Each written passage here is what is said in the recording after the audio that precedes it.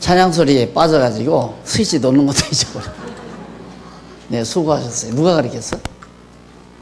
네? 누가 가르쳤냐고.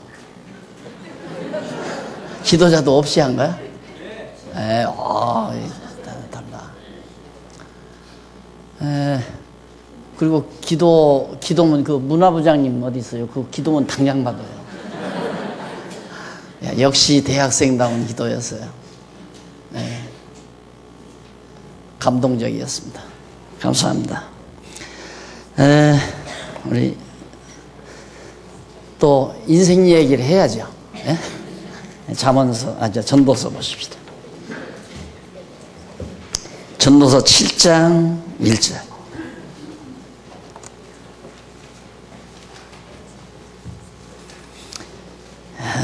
7장 1절. 아름다운 이름이 보배로운 기름보다 낫고 죽는 날이 출생하는 날보다 나으며 초상집에 가는 것이 잔치집에 가는 것보다 나으니 모든 사람의 결국이 이와 같이 됨이라. 산자가 이것에 유심하리로다. 슬픔이 웃음보다 나음은 얼굴에 근심함으로 마음이 좋게 됨이니라. 지혜자의 마음은 초상집에 있으되 우매자의 마음은 연락하는 집에 있느니라.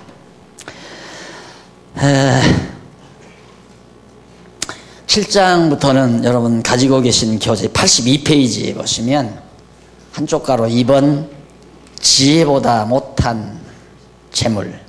재물이라고 하는 것은 이 땅에 머무는 동안 우리가 쓰고 활용하는 재물은 지혜에 비교할 수가 없다. 지혜에 비교할 수 없다. 지혜가 훨씬 귀한 것이다 라는 뜻이겠죠. 지혜보다 못한 재물은 지혜보다 못하다.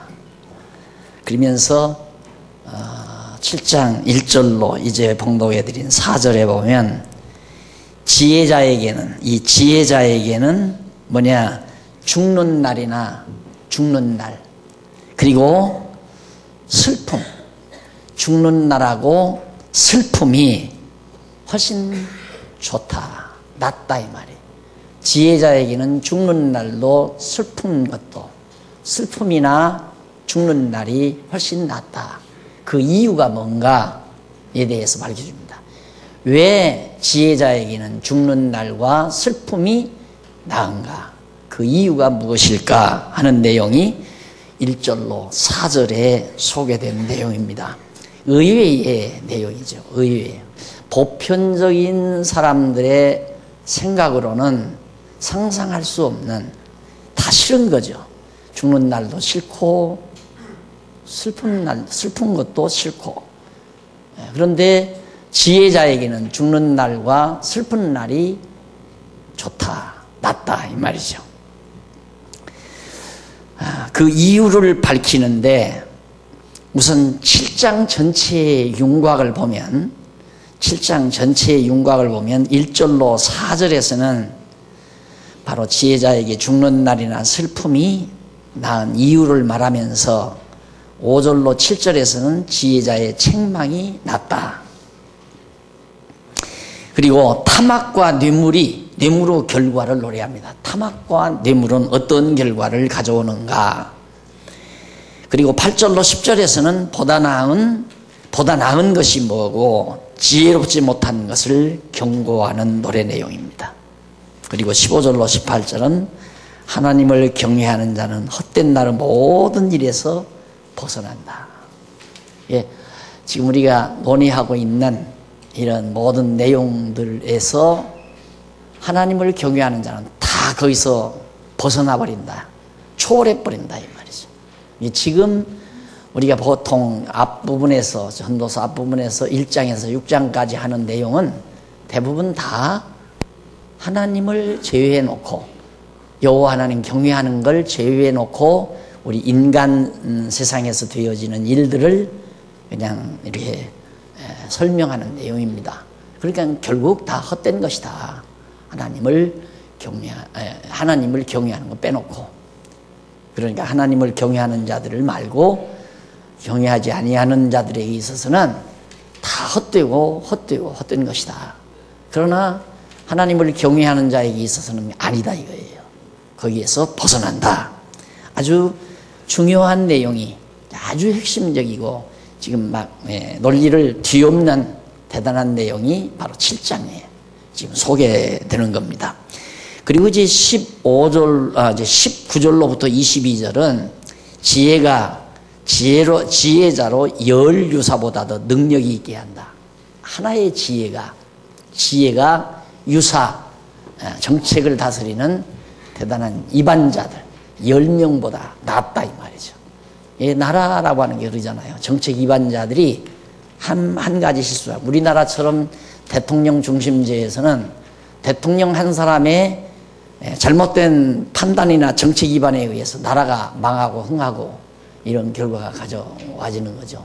근데 10명의 유사보다도 지혜가 훨씬 낫다. 그리고 이제 마지막으로 23절로 29절은 전도자가 이치를 궁구하여 지혜로 깨달은 것을 전도자, 이게 솔로몬이 이치를 깊이 연구해서 진리를 깊이 연구해서 지혜로 깨달은 것들을 하나하나 노래하는 내용으로 7장이 마무리되어집니다. 그러니까 우리가 지금 그 전도서 내용을 전체적으로 보면 1장에서 7장까지가 4418페이지 한번 참고해 보세요. 제4장 여호와의 영원성 찬양.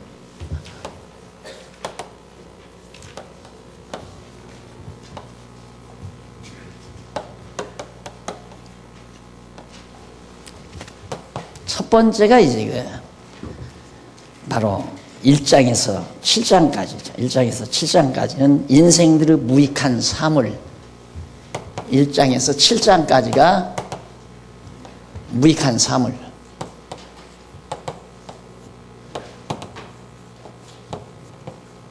일과 물질이라 이 말이에요. 재물이라는 말이죠.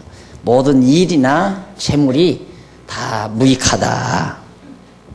이 1장에서 7장까지 지금 얘기하는 내용이고요. 그 다음 이제 후반부 8장에서 12장까지는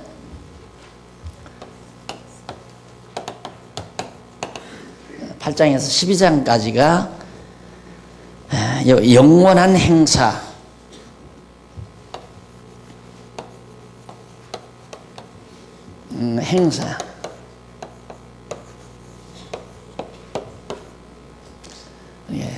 영원한 행사, 무익하다는 말과 영원하다는 말은 이게 대비되는 게 아닙니다. 대비되는 게 아니고 무익한 것을 벗어난다. 여기서는 이제 벗어난다고 얘기했는데 초월한다는 얘기죠.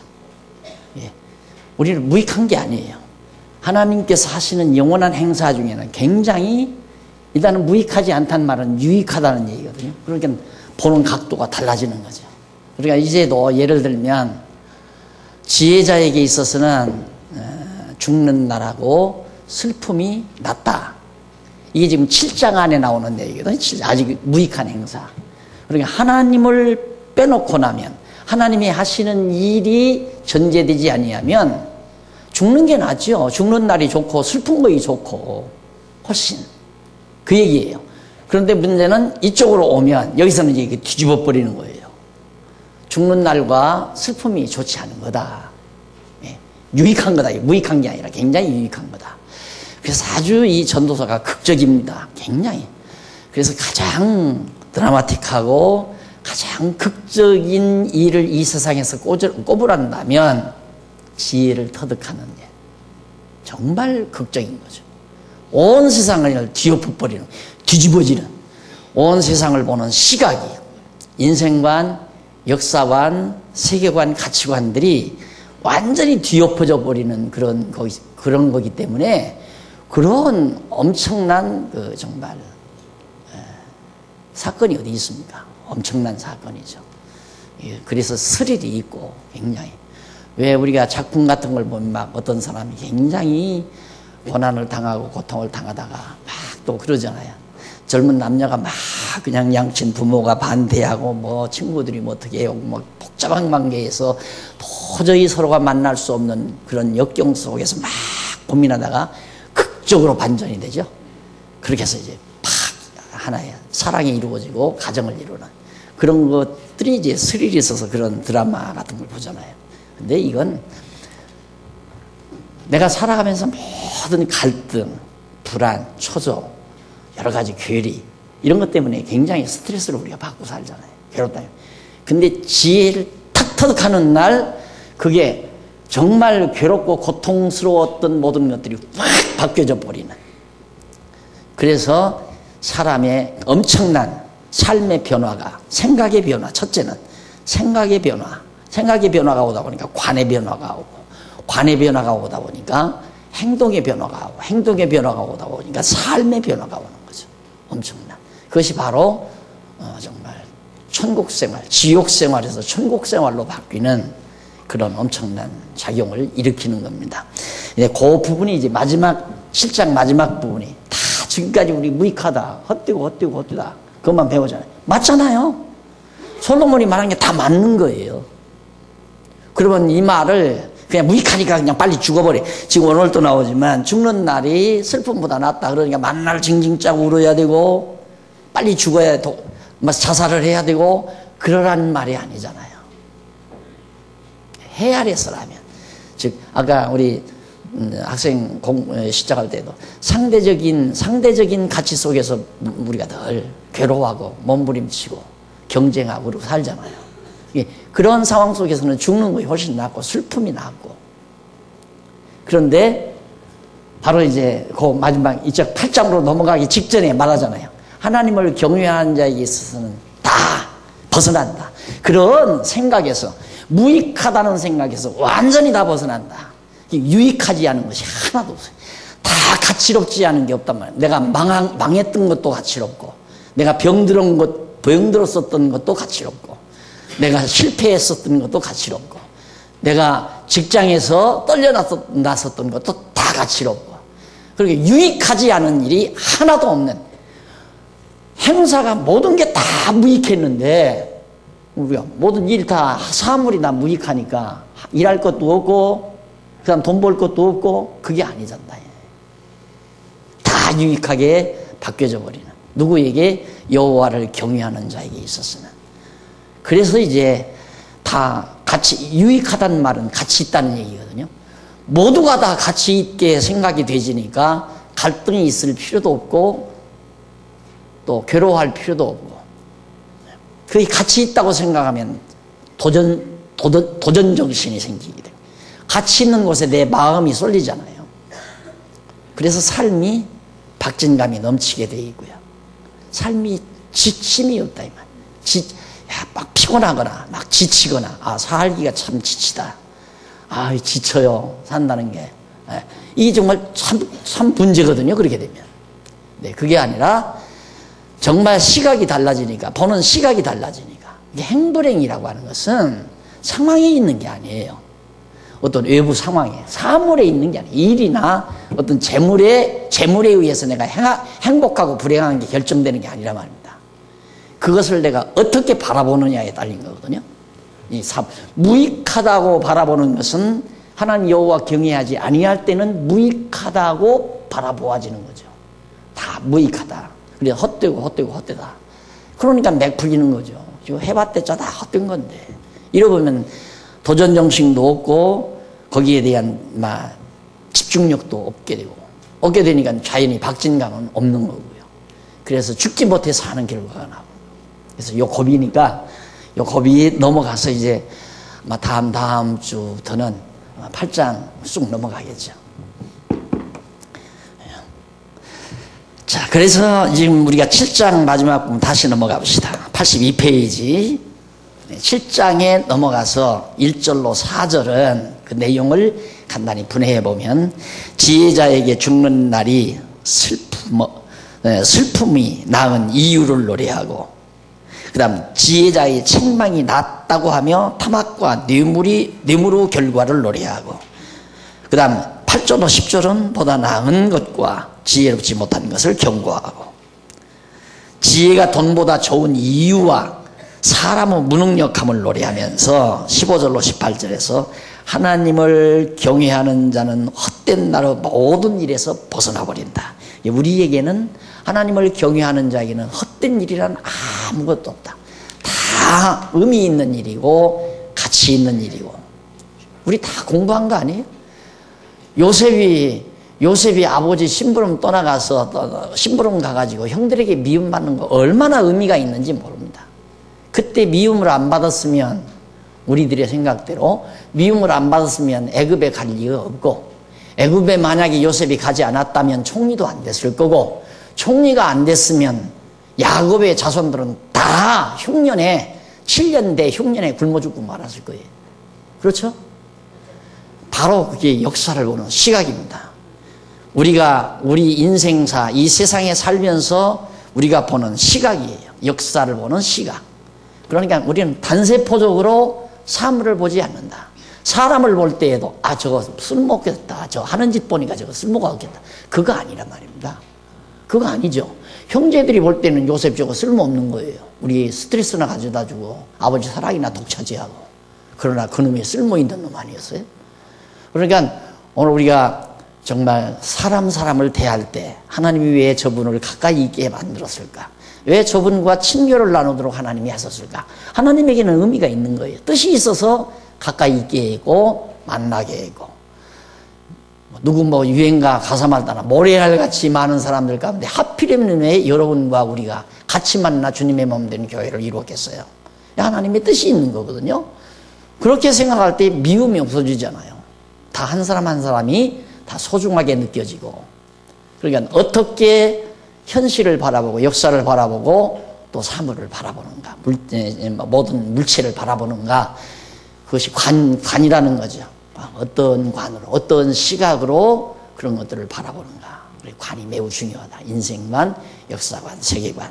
그래서 이제 우리 신학부에서 지금 성경신학연구소에서 지금 목적 삼고 있는 거, 인문과학, 사회과학, 자연과학, 이런 모든 학문들을 완전히 하나님을 경외하는 성경신학에 의해서 이 모든 것들을, 그러니까 무익하다고 볼 수밖에 없는 인생, 사회, 자연, 다 사물이 다 무익한 거니까 이게 다 들어있잖아요.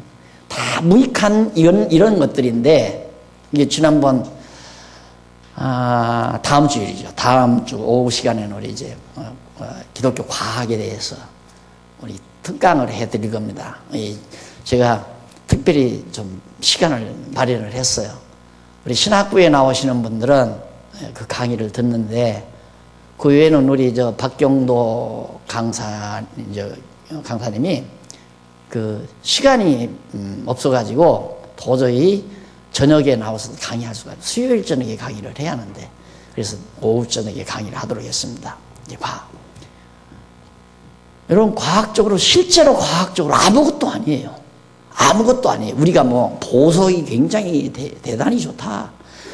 뭐다. 내가 언젠가든 그런 얘기 했잖아요.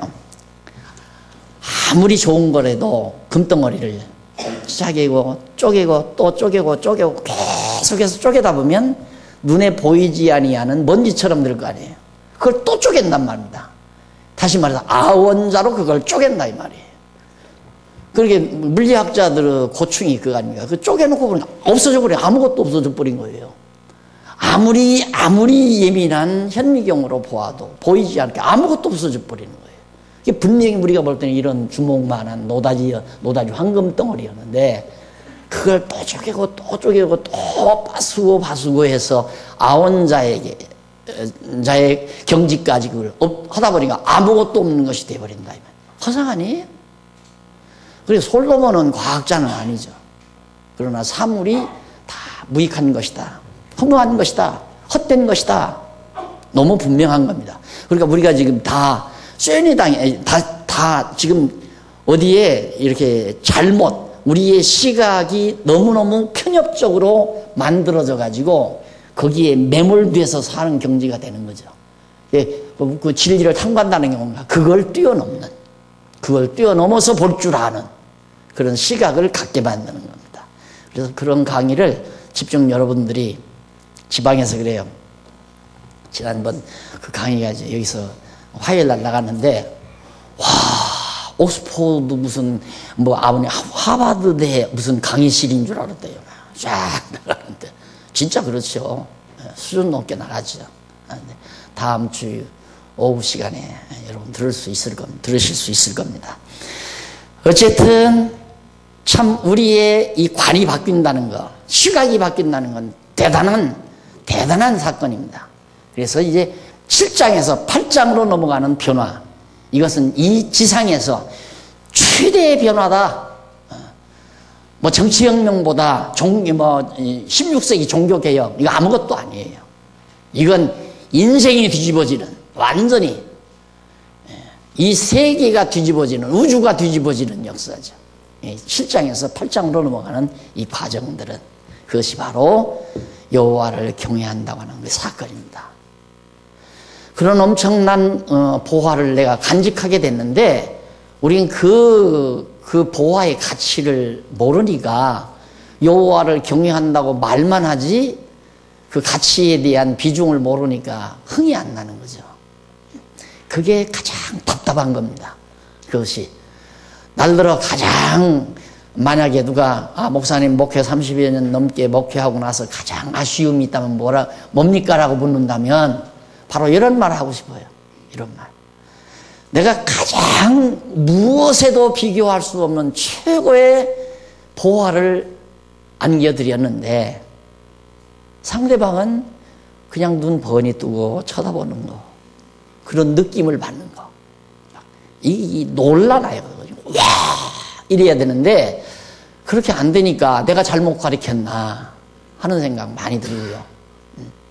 책을 쓰면서도 그런 생각 많이, 내가 이렇게 애써서 쓰지만 애쓴 만큼 상대방이 전달을 받을까, 그게 이제 참 제일 저로서는 아쉬움이고요. 목회에서 가장 아쉬움이라면 이 세상 어디 가서도 구할 수 없는, 조금 있으면 나와요, 지혜. 이건 바다 밑에 가도 찾을 수 없고 하늘 끝에 가도 어디 가서도 찾을 수 없는 지혜를 질그릇에 우리 받았단 말입니다. 보화, 지혜의 보화를. 그래서 오죽하면 호크마우스라고 했으려고 해요. 저 건물 안에다라도 좀 담아보자 해서. 그게 염원이 돼서 그런 거예요. 염원이 돼서. 비교할 것이 없죠. 아무데도 비교할 만한 것이 있을 수가 없어요. 지혜에는 비교할 수가 없는 겁니다.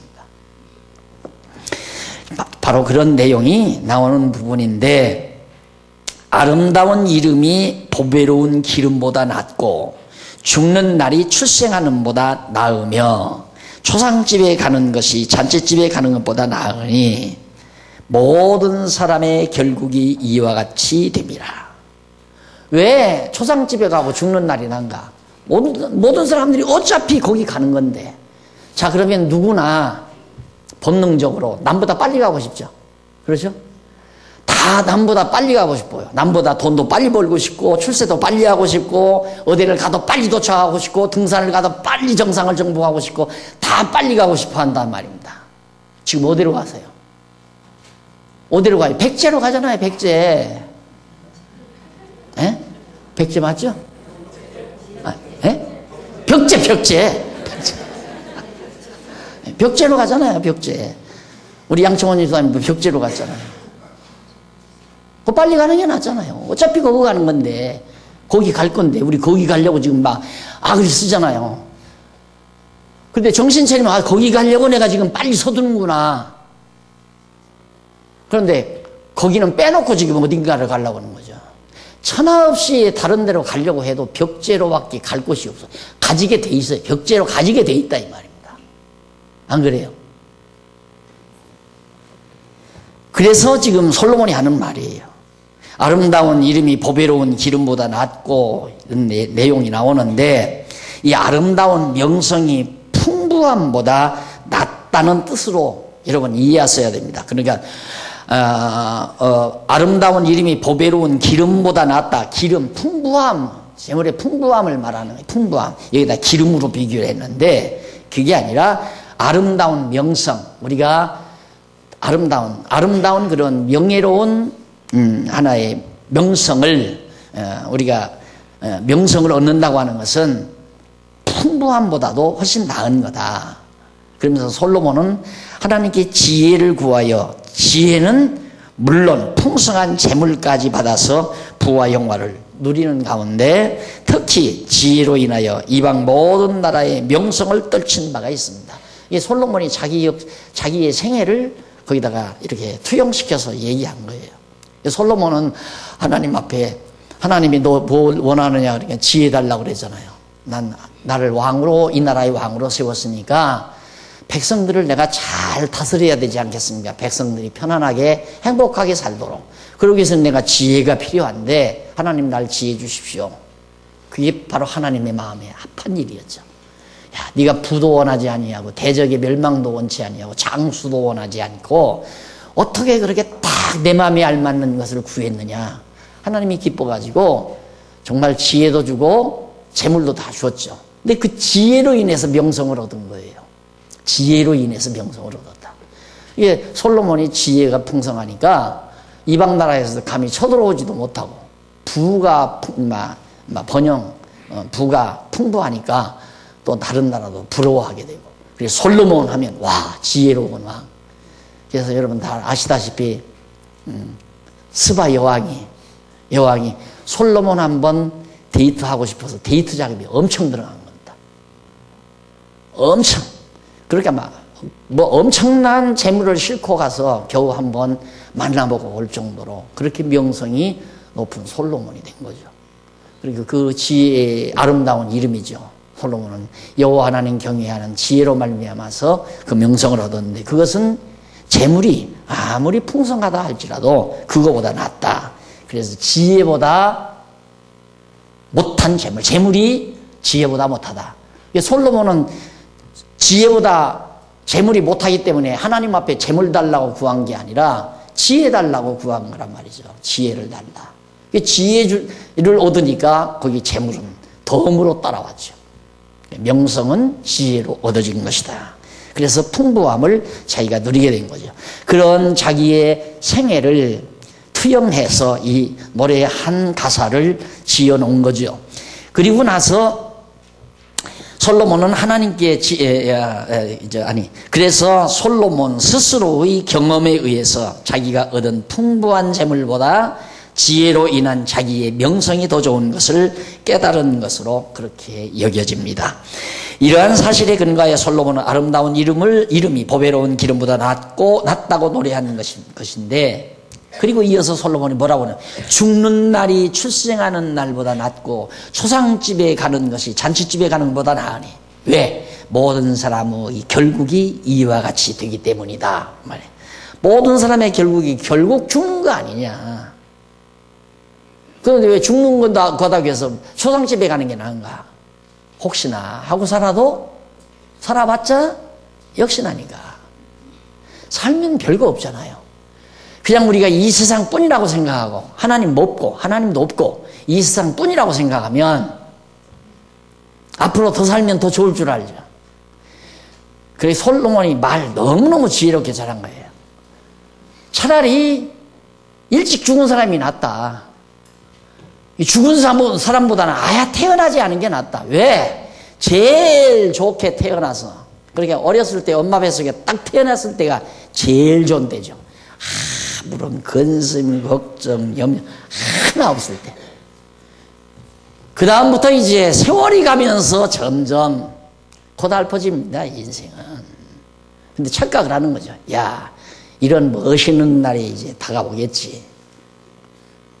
대부분 미련한 사람들은, 결혼한 사람들 많이, 이 봄에 결혼 많이 하더라고요. 결혼이 정상이야. 결혼이.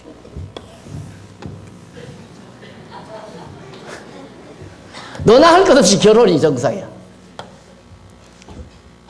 정상 돼요? 맞아? 그게 정상이야. 제일 이뻐, 또 제일 좋은 옷 입어.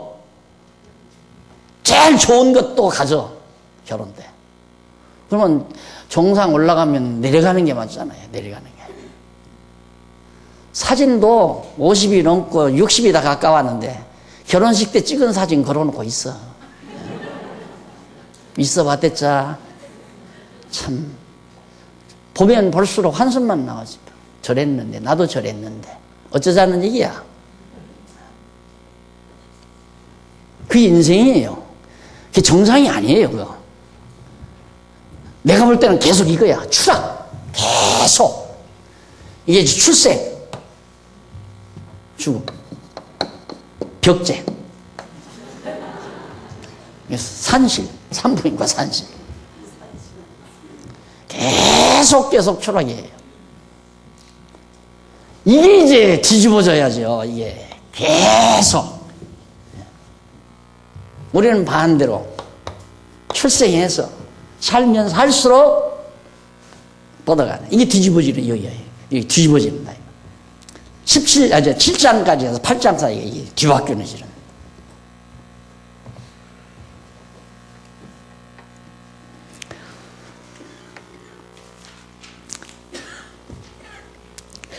그것이 모든 사람은 끝이므로, 그 말이에요. 그것이 모든 사람의 끝이므로. 그러니까 벽제에 가는 것이 인생의 끝이니까 빨리 끝내버리는 게 낫잖아요. 빨리 끝내버리는 것이. 이거라면 빨리 끝내야지. 이게 틀림없는 거니까, 이 길이라면 빨리 끝낼수록 좋죠. 빨리. 매도 맞아도 먼저 맞아야 낫다고 하잖아요. 그러니까 우리가 하나님을 제외해 놓고 역사를 본다든가 만물을 본다는 것은 절망이에요. 결국 절망이에요.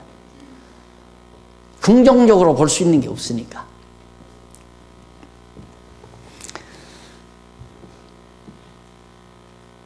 그래서 모든 인간은 출생하면서 반드시 죽음으로 끝을 맺는 겁니다. 그래서 보편적으로는 사람이 출생하면 즐거워하게 되고 죽으면 슬퍼하게 되죠.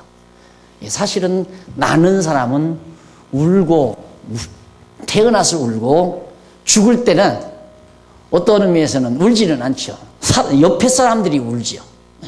어차피 눈물로, 울음으로 시작해서 울음으로 마치는 것이 인생살이입니다. 울음으로 시작해서 눈물로 살다가 눈물로 마치는 게 인생이죠.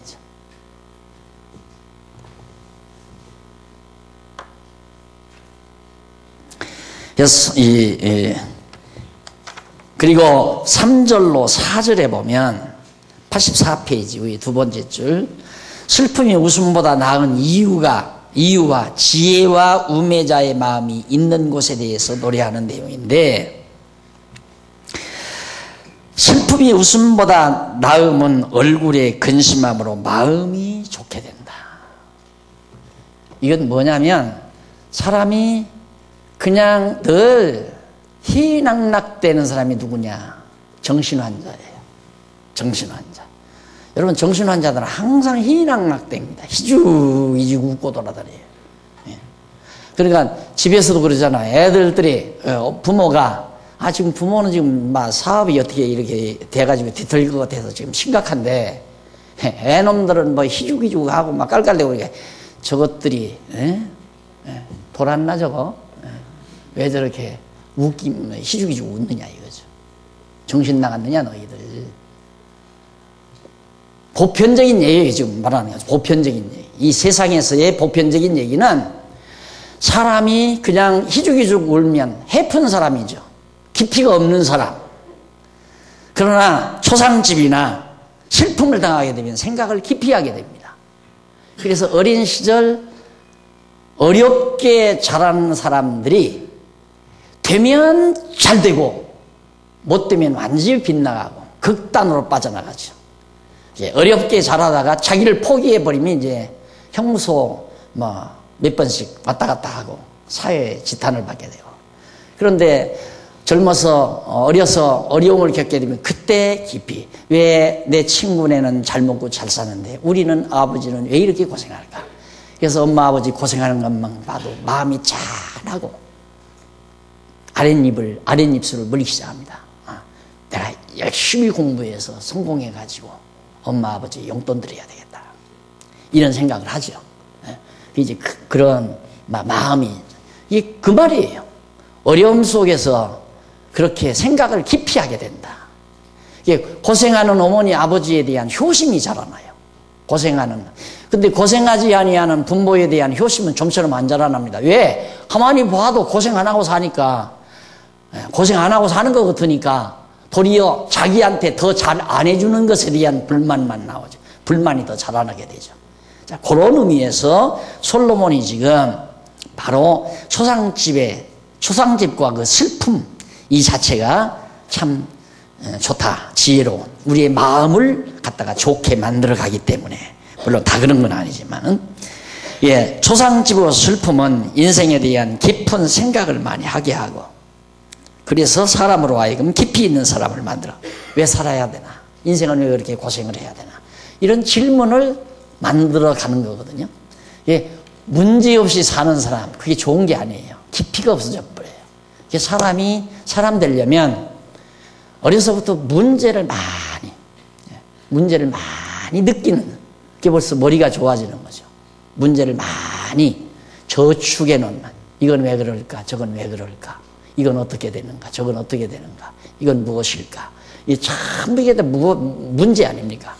해답이 없어도 상관없어요. 문제를 자꾸 쌓아놔야 돼.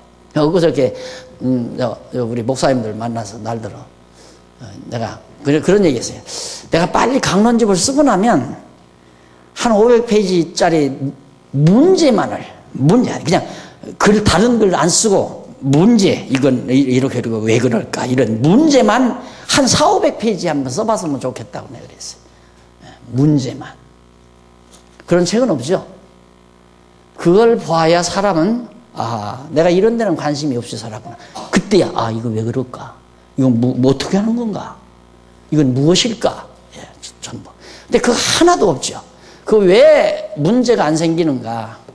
뒤에 바로 허욕에 쌓여가지고, 타막, 욕심에 그냥 끌려가지고, 저거 내 것 만들어야 되는데, 그럼 오직 그냥 동물적인 도전의식만 있는 거예요. 저거 내 거로 만들어야 되겠다. 그러다 보니까 아무런 문제의식은 하나도 안 느끼는 거죠. 깊이가 없는 거예요.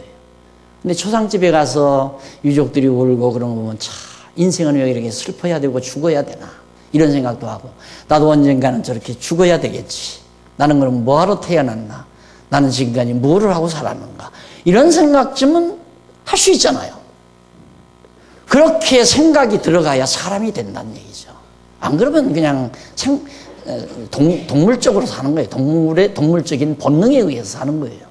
배고프니까 먹거리 구해야 되고, 동물도 배고프면 먹거리, 호랑이라는 또 봄날 바위 밑에서 잠자다가 배가 고프니까 슬 일어나서 바위 위에 올라가서 슬 한번 둘러봅니다. 왜? 먹거리 찾으려고.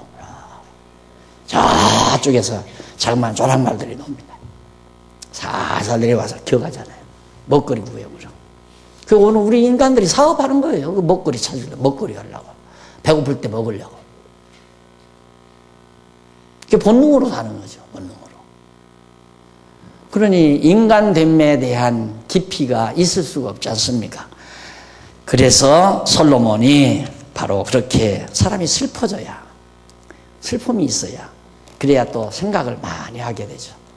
근데 이 슬픔도 남에게 자기가 당해가지고 억울하게 나오는 슬픔은, 억울한 슬픔은 두뇌를 병들게 만듭니다. 두뇌를. 그런데 생각하다가 자기가 슬픈 거예요. 그냥 생각 속에서 자기가 슬픈 거. 그런 슬픔은 도리어 머리를 굉장히 명석하게 만들어 갑니다. 그래서 생각을 더 깊이 하게 돼요. 슬픔 속에서. 그래서 그냥 만날 낄낄대고 깔깔대고 사는 사람은 자칫 잘못하면 이제 두뇌가 단세포적으로 그렇게 만들어서 가게 되고, 슬픔을 많이 겪는 사람은, 슬픔을 많이 겪는다는 것은 어떤 상황을 보면 슬퍼지고요. 예를 들면 약자들이 정말 애매하게 당하고 고생하는 것을 보면 내 마음속에 그 연민의 정이 솟아오르면서 슬픔이 꽉 밀려오잖아요. 그럴 때 이제 이 두뇌는 굉장히 아름다운 방향 쪽으로, 우리 인간 됨됨의 방향 쪽으로 두뇌 구조가 발달하는 거죠. 자기 못 나가지고 당하는 슬픔은 패배의 슬픔이기 때문에. 그래서 내가 눈물도 약자의 눈물은 슬픔의 눈물이고 비애의 눈물이고, 강자의 눈물은 감동의 눈물이고, 그리고 동정의 눈물이고, 약자가 고통을 당하는 모습을 보면 정말 가슴이 울컥하면서 우러나오는 그런 눈물, 그런 눈물을 흘린 사람, 내가 저 가난한 자들을 위해서, 저 힘없는 자들을 위해서 내가 어떻게 무엇을 할 수 있을 것인가, 이런 생각도 할 수 있잖아요. 그래, 전혀 다르죠. 생각 자체가 벌써 긍정적으로 팍 들어서는 거죠. 그래서 역시 초상집과 슬픔이라고 하는 것은 바로 재물보다 낫다라는 그런 내용입니다. 그 다음 이제 5절로 7절에 보면 지혜자의 책망이 낫다며 탐악과 뇌물의 결과를 노래합니다. 간단하니까 이거 끝내십시다. 사람이 지혜자의 책망을 듣는 것이 우매자의 노래를 듣는 것보다 나으니라. 여러분, 이 깊이 없는 노래이죠? 깊이 없는 노래. 그냥 자연스러운 그냥 보편적인 인간의 감정을 노래하는 거예요. 옛날 흘러가는 노래이죠. 그런 거 쫙 듣게 되면 사람이 유약해져 버려요. 그런 거 그냥 옛날 흘러가. 요즘 현대 그 노래도, 요즘 젊은이들의 노래도 가사 자체가 깊이가 없는 게 있죠. 근데 어떤 가수들은 이제 그 가사 내용 속에 뼈가 들어있는 그런 것들이 가끔 히트치곤 그러잖아요. 그러니까 인간의 간이 얇은 감정을 살살살살 부추겨서 그 감정에 쾌감을 느끼게 만드는 노래가 이런 흘러가는 노래나 유행하는 노래들. 그걸 몇 번 부르고 나면 이제 안 되는 거예요. 그게. 인간의 감정이라는 게 얼마나 간사스러운지 모릅니다. 한두 번만 반복하면 싫어해요. 인간의 기본 감정이라는 것이. 그러니까 감정적으로 인간을 사귀다 보면 쉽게 실증이 나죠. 이성적으로 인간을 사귀게 되면 실증이 없잖아요. 그러니까 그냥 깊이 없는 노래라고 하는 거, 우매한 자들, 우매하게 만들어버려요. 자꾸 우매하게. 그런 정에 끌리게 만들어버리니까, 사람을 그냥 정에 끌리게 만들어버리니까. 그래서 이성 기능을 약화시키고. 그래서 하는 얘기가, 우매자의 노래를 듣는 것보다 지혜자의 책망이 훨씬 낫다. 당연하죠. 지혜자의 책망은 자기 변혁을 가져다 줄 수 있는 아름다운 결과를 도출해내지만, 우매자들의 노래는, 여러분, 글쎄요, 흘러가는 노래들, 그냥 어디 잠깐 흥겨워서 부를 때는 참 좋지만, 안 그럴 때는 하나도 기억 안 나네. 대동강? 아니. 유행가가 하나도 기억이 안 나요. 근데 어디 정말 동창이나 어디 만나서 이렇게 몇 번 하게 되면 생각이 나잖아요. 그럴 때는 아무런 깊이 있는 생각을 안 하고 사니까. 몇 번 부르고 나면 그게 좋아가지고 집에 와서도 계속해서 흥얼대는 사람 없잖아요. 감정은 감정으로 흘러가 버리고 마는 거예요. 그리고 몇 번 하게 되면 실증이 나고. 예를 들면 지금 권사님들 어디 놀러 갔다. 근데 우리 이 권사님이 대동강 불렀다 하십니다. 저 춘천에 있는 강이 뭔 강이에요? 소양강. 소양강을 부르는데 권사님이 또 소양강 또 부르는 거예요. 또 소양강 부르냐고. 두 번 부르면 듣기 싫으니까 다른 거 부르더라 이거예요. 사람은 감정으로 만나는 거 아니에요.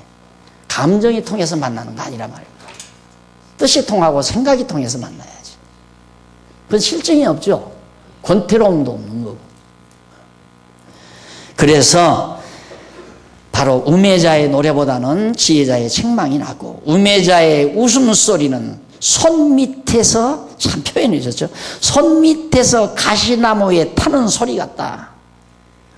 우매자의 웃음소리, 우매자가 끌끌끌끌대고 웃는 소리는 마치 손 밑에서 가시나무가 톡톡톡톡톡 튀면서 가시나무가 타잖아요.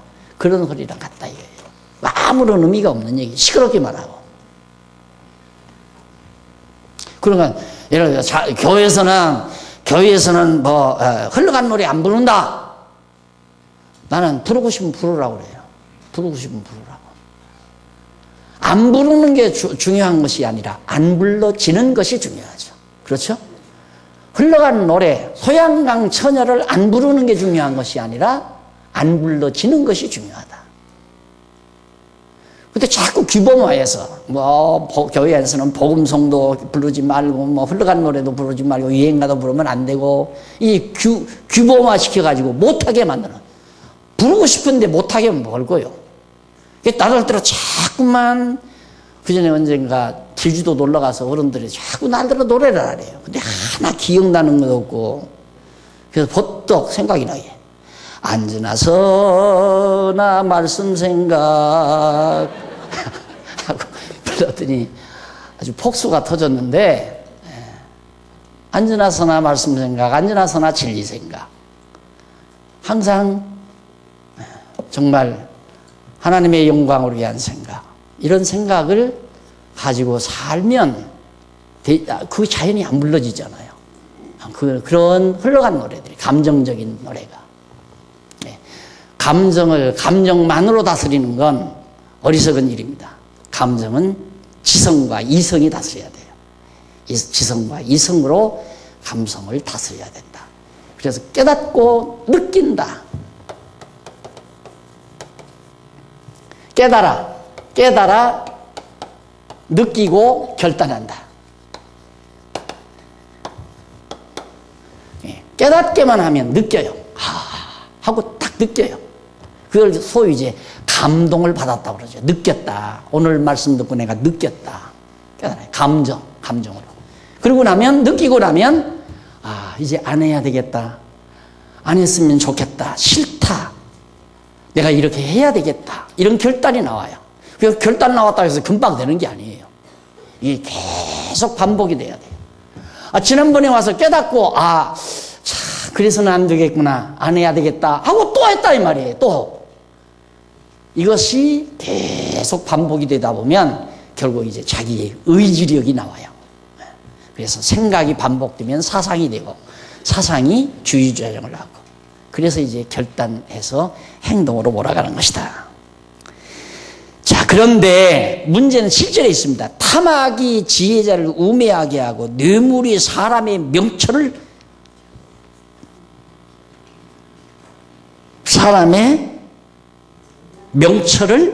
망하게 하느니라. 명철을 다 어리석게 만들어버리고, 뇌물이 사람의, 그리고 탐악이. 그래서 재물이라고 하는 것은 정말 일단 재물에 집중하게 되면 사람은 어리석어지기 시작하는 겁니다. 계속 어리석어져 가는 거예요. 그래서 재물에 일단 모든 가치를 딱 싣고 살아가면 모든 걸 재물로 다 재단을 해요. 돈으로 재단을 해요. 저 사람이 값비싼 차를 탔구나. 저 사람은 참 값비싼 집에서 사는구나.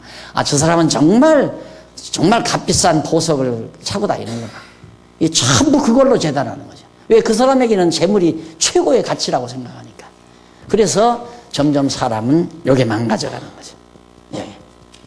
그럼 여기가 행복의 공장인데, 행복을 만들어내는 아주 중요한 공장인데, 여기가. 이게 완전히 그걸로 탐악으로 이게 다 망가져 버리는데 행복이 어디에서 나와요? 늘 불만이고, 늘 만족이 없고, 늘 이 욕망, 욕심, 탐악, 계속 계속 더 이러다가 가는 거죠. 그래서 지혜는 재물보다 낫다. 맞죠? 지혜는 재물보다 낫다. 다음 시간에 하십시다. 기도하십시다. 아버지 하나님, 오늘 우리에게 너무도 값진 귀한 지혜의 말씀, 보화를 정말 질그릇 같은 저희 속에 담아주셨습니다. 우리 보화를 보화답게 알지 못하고 살 때가 참 많습니다. 우리에게서 모든 탐악, 재물에 대한 욕망 다 제거시켜 주시고, 정말 깨끗하고 명철한 지혜가 우리의 뇌리를 완전히 장악할 수 있도록 은총 베풀어 주시옵소서. 예수님 이름으로 기도드립니다. 아멘.